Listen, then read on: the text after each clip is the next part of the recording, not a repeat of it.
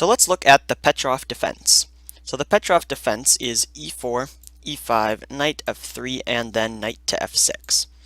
So this is actually a real opening, and it should be played like this.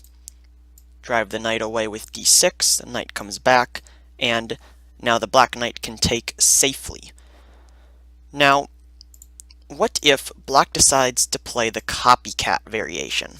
So this is something that you see very common among young players who are new to the game of chess. They like to copy.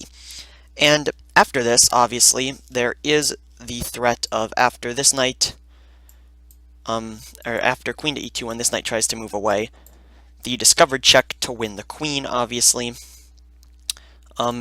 We've also got some other stuff, such as how about d5?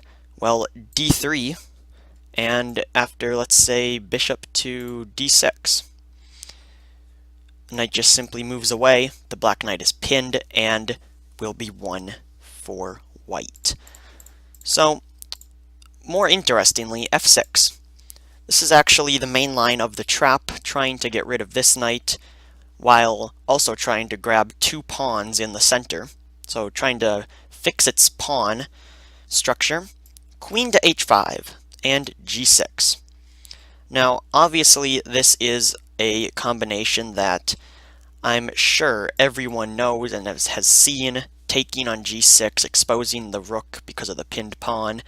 Now, you can take the rook. That should guarantee a win for white, but white has something even better.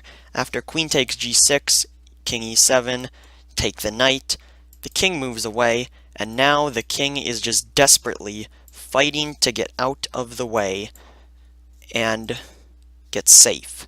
However, there is no safety to be found because of checkmate with d3. And white should win if black decides to copy. So, what if white doesn't copy? Let's go back a little bit. After queen to e2, if, let's say, this does happen, the correct move is actually queen to e7.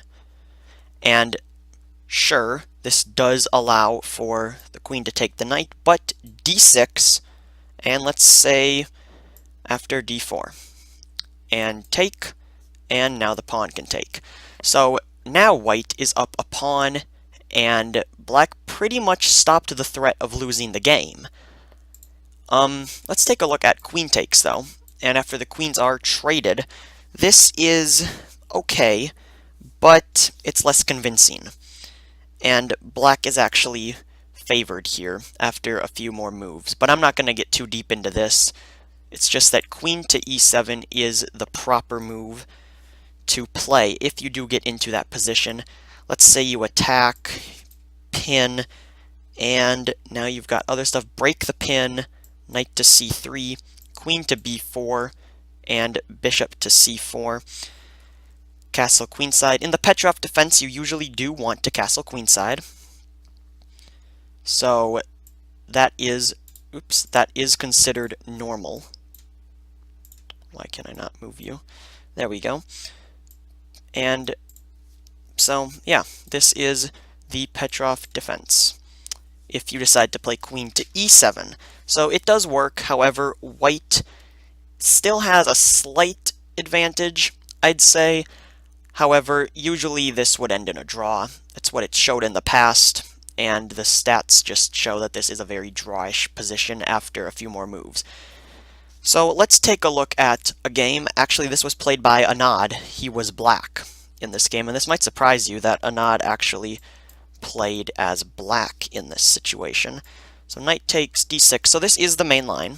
Knight to f3, knight takes, and instead his opponent, Zapata, decided not to play d3, but to play knight to c3. So this doesn't force the knight away like the pawn move would, and Anad decided to support his knight in the center. And this was just a bad move. Instead, retreating would have been better, but Anad decided to keep the knight in the center, queen to e2, and he found the right move to exploit the blunder of keeping the knight on the open e-file. So the key in this opening is the fact that the e-file is wide open for a discovery, for a pin with the pawn. It's a very, very bad idea, I'd say, to play copycat. Instead, if you're going to play the Petroff, you should focus on the main line like this. This is far better for both sides. And actually, the Petroff is an opening that allows for an early queen trade. So a lot of people say this is the opening to play when you are playing against someone who is a little better than you and you want to get the queens off the board as fast as you can. This is the opening, and usually you end up with something that looks about like this. Black tries the castle queenside usually, and usually puts the two bishops on the e-file like so. I mean, sometimes the queen trade does happen, it is possible, and that's what you normally want if you're playing this as white and you decide to exploit that. Black can also do the same thing. And so that's the Petroff. Please, though, I hope you did learn that copycat is not a very fun game, especially if you are the copier. So be aware, don't play the copycat Petroff.